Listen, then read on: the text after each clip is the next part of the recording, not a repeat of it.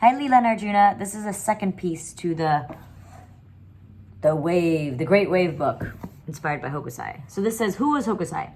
Katsushika Hokusai is surely the most famous Japanese painter and printmaker of all time. He was born in 1760 in what is now Tokyo, Japan. Hokusai learned to draw as a child, and he practiced his art every day until his death. He described himself as an old man crazy about drawing. At the end of 1800s, Vincent van Gogh, Edgar Degas, and other European artists admired Hokusai. Wow, those are some famous artists. The French painter Claude Monet even collected his prints. Today, a Japanese form of comic book art called manga is partly based on Hokusai's work. Did Hokusai like to show the sea? Yes, he depicted the sea very often. Japan consists of 7 islands with almost 19,000 miles of coastline. The sea is never far away there. Nature is very important in Japanese culture, which believes that the sea and other bodies of water bring forth life. For this reason, Hokusai's work often show the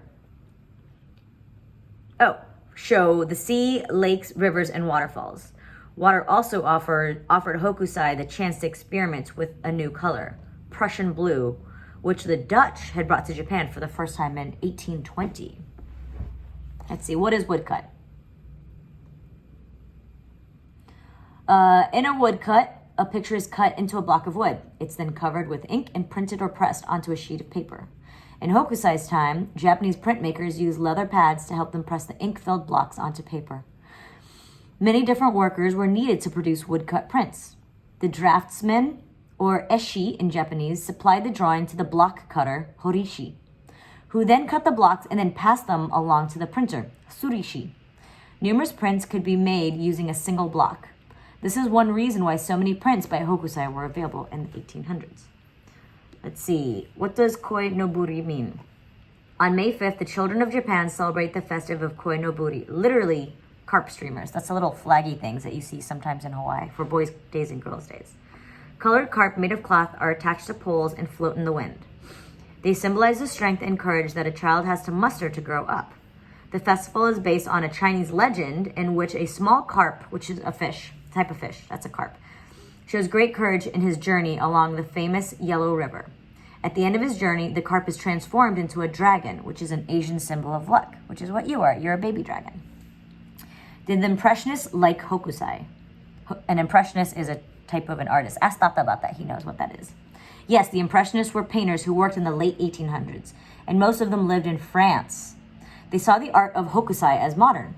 In Japan, Okiyu pictures, which literally means pictures of the floating world, showed images of daily life. Traders selling goods at the market, farmers in the field, or fishermen at sea. These people didn't come into artist studios to model for them. Instead, the artists went outside and captured the world as they saw it. Nature became their studio, and it was this new idea that the Impressionists used to create their own pictures of everyday life. So I guess a long time ago, they only used people as models, and they would paint inside the studios, but this is modern because they went outside to draw, which you should totally do. You should go to the ocean one of these days and just draw. Why is the Great Wave so famous? The Great Wave is one of a series of colored woodcuts that Hokusai made in 1830. He called the series 36 Views of Mount Fuji, and it helped make large-size images, or oban, of landscapes popular in Japan.